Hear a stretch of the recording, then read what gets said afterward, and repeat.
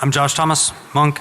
We're going to get started. We're going to have a lot of fun today, I hope. A couple of intro errata to the talk. I made a drinking game and then I got really lame and I don't have anything to drink on stage. But if you do and want to play around, this is Ricky.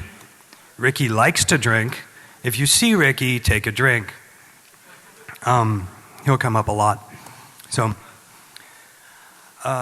this talk has a couple phases, but before I even get started with the actual talk, hands up if you run Android. All right? Hands, keep them up if you actually have your own kernel, own ROM. Okay. Did you actually compile it? Okay. Did you ever look at the source, like any source at all? Wow. Okay. All of it? Yeah. So you have no fucking clue what's running on your phone. That's, we'll come back. Like, even if like someone was in the room and was like, yeah, I looked at every fucking line. Like, no, you didn't. Sorry. And we all know that, but this talk is going to play with what you don't know about what's already running on your phone. So, start.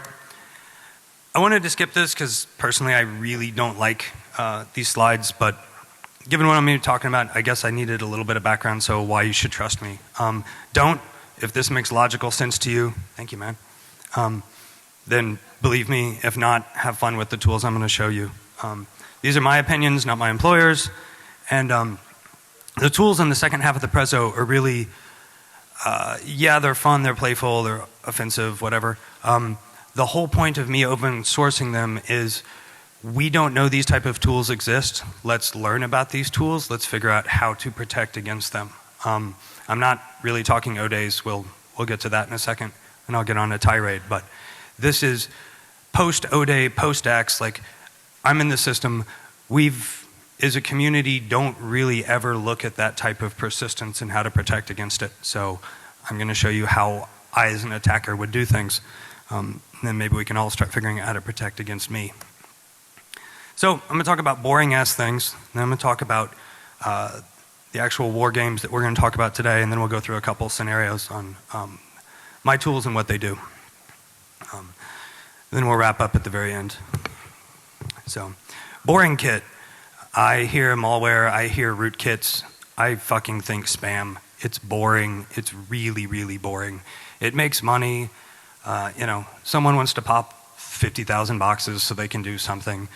Blah, blah, blah, blah, blah. It's boring. It's not interesting at all. But hackers love the malwares, right? Because with the malwares, you can get the credit cards, and then you can buy all the things. Again, fucking boring.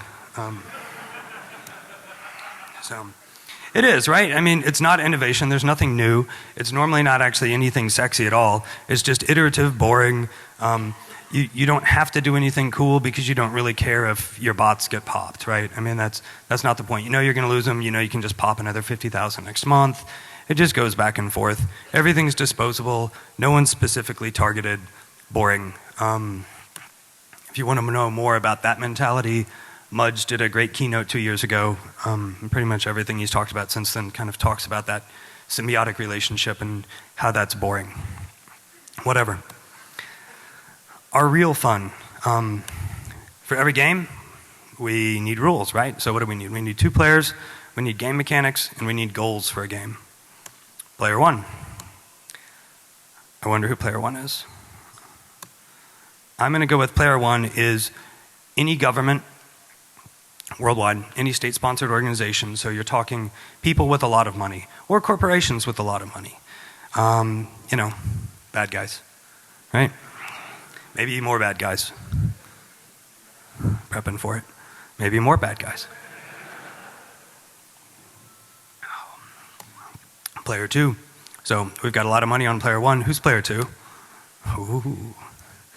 Fucking you and y'all. That's pretty cool. So in this game, when we start getting into mechanics, yeah, we still need O-days, right? Because we actually want to pop things. We're starting to target people for some reason. So we still use O-days, but really that's just the gift wrap. I mean, that is disposable. No one cares. Well, a lot of people care, and I'm trying to get you to not care so much. What we really want is we want to get on devices. That's the only reason we use O-days. O-days are not the real point. They're disposable. I'm going to spend money on an O-day to get on your device to then do something interesting. But because everyone likes O-days, and I'm saying it a whole bunch, how much do they cost? They cost money. There's the grug with more money. And fuck it, more money, right? Like, so Rick Ross is happy because there's a lot of money. But I mean, again, you may spend 10, 20, 30, 50K, 500K, $1 million on some really sexy O-day. Remember that number, $1 million. We'll pretend that all O-days sell for $1 million. Every single O-day is $1 million O-day. I want to hack all the things, so I need all the O-days. I don't really care about laptops anymore, personally. This is where it's at to me. It's all mobile devices, it's all cell phones. They have everything. I can listen to all your calls, I can read all your emails, I know exactly where you are. I mean, it's obvious. This is now, what used to be our computer, this is now us in digital form. We carry them everywhere, we use them for everything. If you're targeting him, Symbian O-days are actually still worth $1 million. But fuck it, right? Like everyone raised their hand, I'm Android, I'm special. Right, there's no exploits there. Sure, unless, I had money, at which point.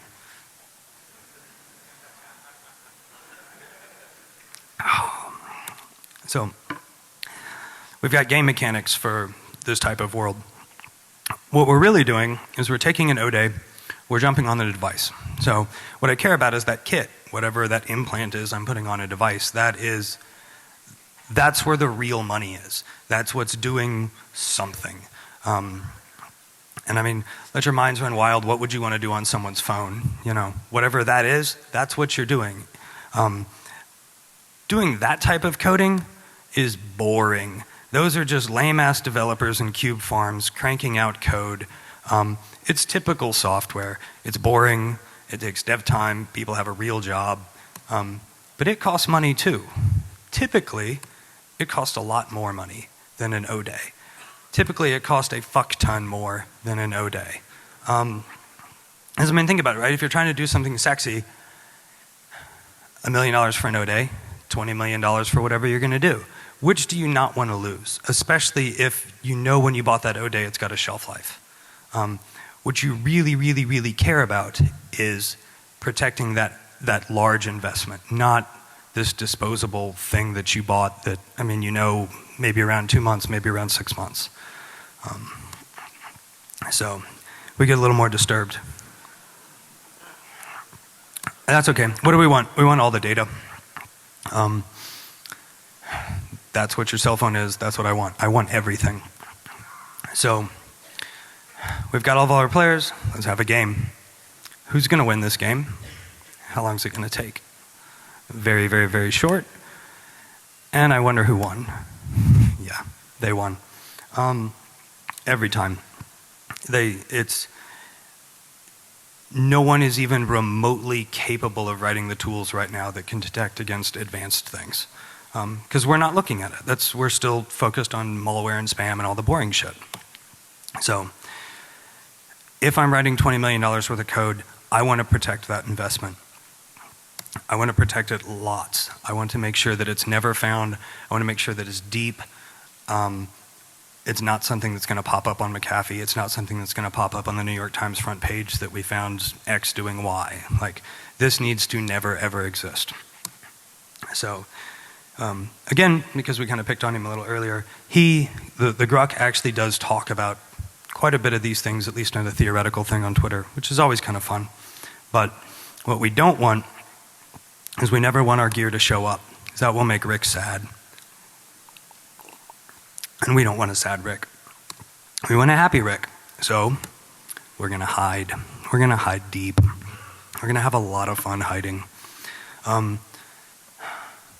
Before I move, one definition, because I just tend to say it, and I've realized that not everyone knows what I'm talking about. So if I say air to glass, what I mean is I'm coming off CDMA, GSM, Wi-Fi, I don't know. I'm coming from somewhere Bluetooth outside of the phone. I'm getting on the phone. Air to glass means I never touch storage.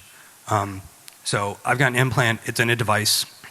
You reboot that device, it's gone, right? It's got to be reinfected. If you do something like that, though, you're pretty damn secure on the protection of your investment, because unless someone can forensically jump in there and grab things out of like RAM, volatile memory, before they reboot, you're safe. The problem with Air to Glass is, I mean, you never know when you're going to lose your implant. That sucks. And you've got limited space, right? If you don't want to start interacting and being obvious that there's something wrong with the phone. So, WarGame 1, let's move away from Air to Glass. How can I get something on disk and hide it to where no one can find it? So, this is the NANDX project. This project was originally funded by DARPA's Cyber Fast Track. Awesome project. The goal of this was, how can I do a proof of concept for offensive work, and then how can we take that and try to defend against it? So I'll do my demo. So I'm going to run the demo twice on video, and then once at the beginning and once at the end of talking about it. So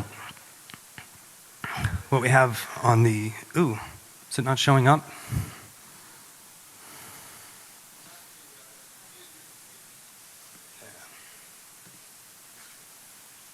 Cool. So what this video is going to do, I'm basically sideloading a kernel module, which we'll talk about and look at source in a second. But this is going to kill a block on NAND. So I've got an implant that's actually on disk, it's saved on disk. Now I'm going to remove that block of memory from the phone. I can still call into it, but it doesn't exist. DD won't pull it, forensics tools won't pull it. It's just gone from typical devices. I show this twice because I just really love how sexily Android crashes here. So we're sideloading a kernel module remotely, and I'm forcing a kernel panic, or a kernel thing as well, and we reboot eventually, and the block of memory is just gone. Now I've got 512K I can play with for as long as I want. How do I do this?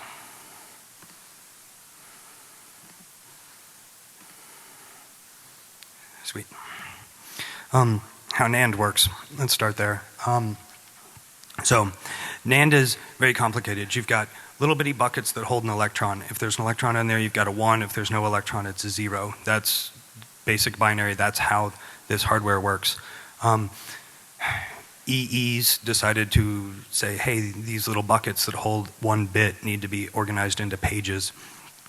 Those pages are then logically created into blocks. Blocks are pretty easy to deal with. It's what you're normally dealing with if you're writing drivers at a block level, or it's easier to latch onto for us as security and software guys, right? So blocks typically half a meg. When you wipe an AND, everything gets set to 1s. The reason everything's FFs is there's an electron in every little bucket. Then when you're actually writing data to NAND, you start popping electrons off. You get a 0, so you kind of sculpt your data in NAND. But that's trapping individual electrons is hard, right? So the hardware wears out, it dies over time. I'm taking advantage of that, the same way that the designers of the hardware take advantage of that. What they do is they know it's going to die. They know it's going to die after 10,000 to 1 million writes, that little bucket. So they build in tools to gracefully fail. They have a threshold of, I can detect so many bits aren't writing when I want them to. Once I go past that threshold, that block is marked bad. It's never used again. The kernel doesn't see it, the driver doesn't see it. It's just, there's a bit that gets flipped saying, I am bad, and it's never touched again.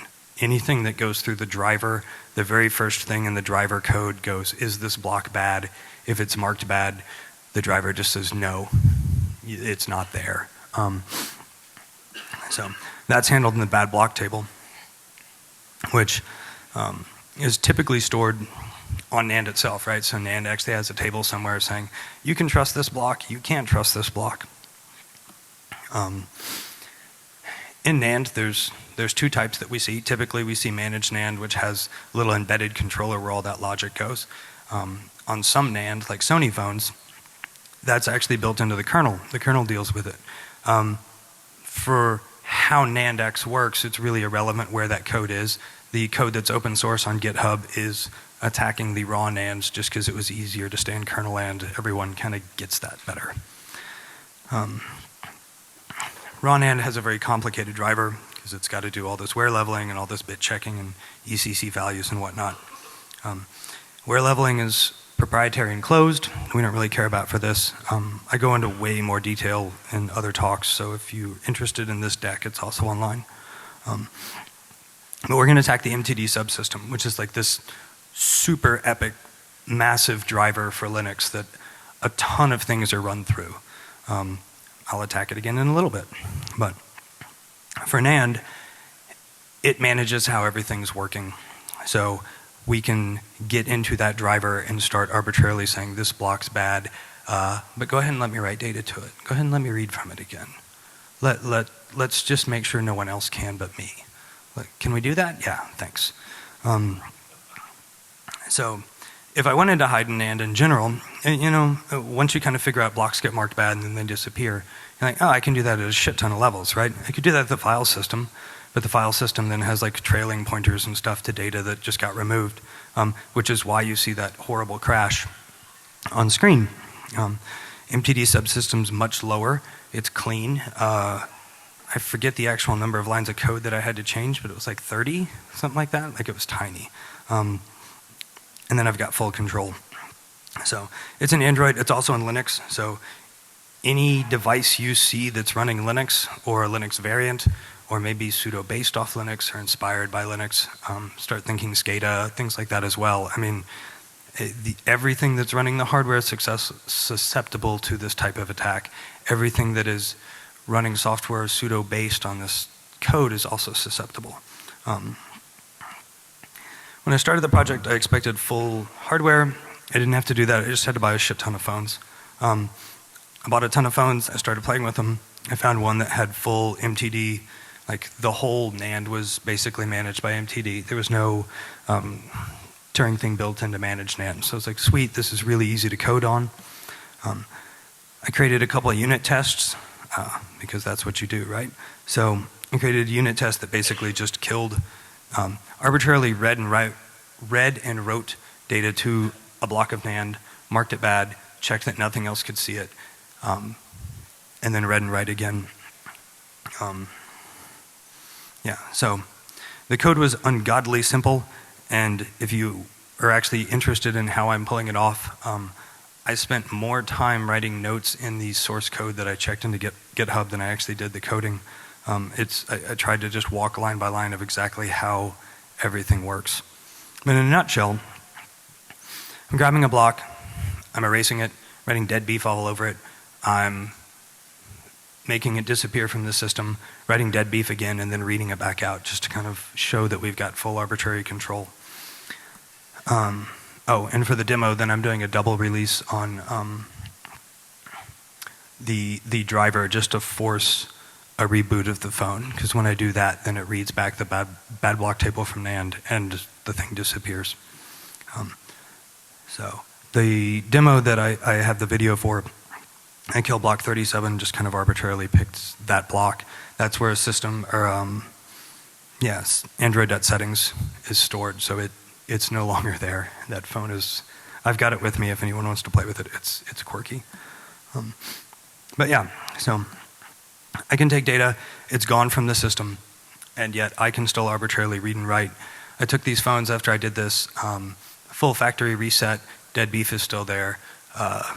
You know, DD, didn't see dead beef, ran my tools, sell dead beef.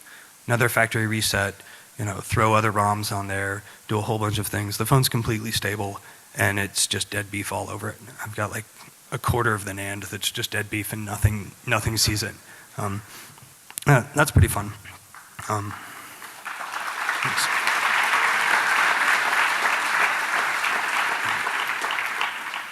So, since I'm running a little fast, one of the other fun things you can do with this is I'm making drives disappear half a meg at a time.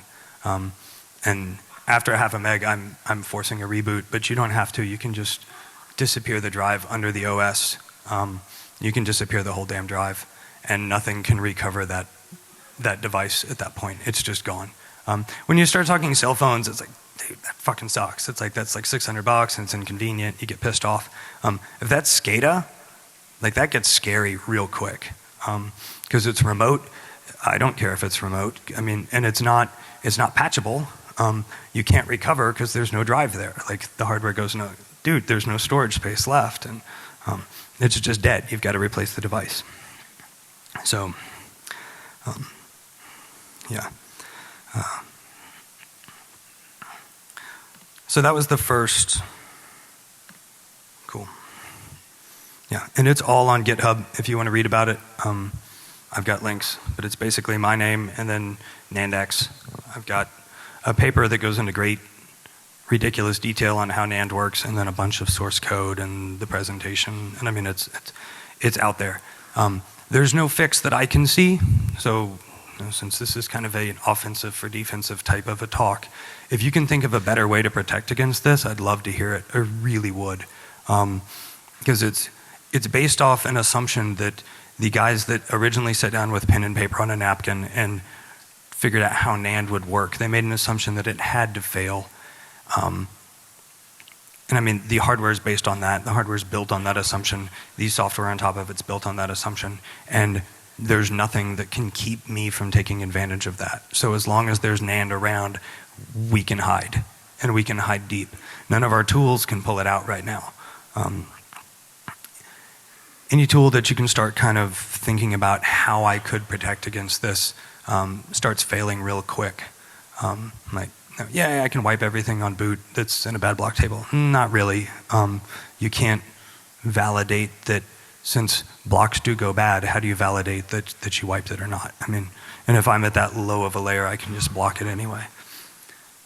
So that was Nandex. Second project I'm working on is clock locking beats. What this is looking at is like, okay, I'm hidden on disk. That's cool. I still have to run at some point. I want to be able to run and never have a user be able to tell that something's going on. You know, I mean, obviously you like don't want your thread showing up and things like that. That's great, but what if I want to go deeper? What if I want to make sure that the kernel just has no fucking clue that anything's running? What if I want to make the kernel have no ability to even see that? So clock locking beats is looking at taking a running operating system and slightly tweaking the processor by overclocking it. And then outside of full kernel space, like in hardware damn near, I'm injecting a second process.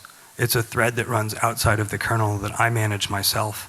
That thread runs my kit. So no tool that you would write that's running in kernel space remotely has permission to even see me. Like I just don't exist. I can reach in, but it can't reach out because it doesn't know I'm there, and it has no ability to know I'm there. That project is at the very beginning, and it will be on GitHub, I promise, as soon as I'm done.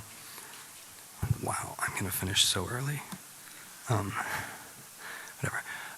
Burner, this is the really fun one. So, like I said, I've got 20 million invested in whatever kit I'm shoving onto a device. I'm actively monitoring that. I know it's getting ready to get found. I know that my phone's going to be in someone's hands that's going to do a forensic deep dive. Maybe I don't have all that much faith in Nandex anymore. Maybe someone's figured out how to get rid of it. Maybe there's other tools. I want to make sure that nothing that I have on there gets out. So I want to set the phone on fire remotely. Fuck it, why not, right? And I want to do this all from the kernel. This project will be on GitHub probably within about a month and a half. I really wanted to demo it, but I swear to God, it's the lamest demo ever. It's like sideload kernel module, phone turns off. Like, that's it, right? Like, it's hard to show it never boots again. What it does internally is I'm playing with all the voltages that run internal to the phone. So I can target specific pieces of hardware, like the chip, or the NAND, or the baseband, and just start dumping a lot of power to them and fry them. And this seems to universally work on almost every Android phone I've poked at in the runtime of this project, which is pretty much probably what you have in your pocket. So I can attack and kill your phone dead, make sure that it will never turn on. The only way to ever pull data off of it at that point would be to take it apart, desolder the chips, and like put the NAND in a reader. Like maybe you can find me then, but that's it. So now we've hidden, right? Like I feel good that with those three projects together, you're probably not going to find any code that I'm running at all. How do we combat against that? Like us as users and hackers, like how do we make sure that shit that deep just doesn't happen to us? I'm open sourcing everything. Like that's my solution, is at least if I can think of these, someone else can. If I can open source them, hopefully at least we start talking about it. Maybe we start looking for things like this. And at that point, we're at least we at least know where to look for security, because we're not right now at all. And maybe it'll make us work a little harder. So I felt pretty good about this. I was like, yay, I'm awesome. And that's pretty much it for me. I'm ungodly early, but I'd love questions.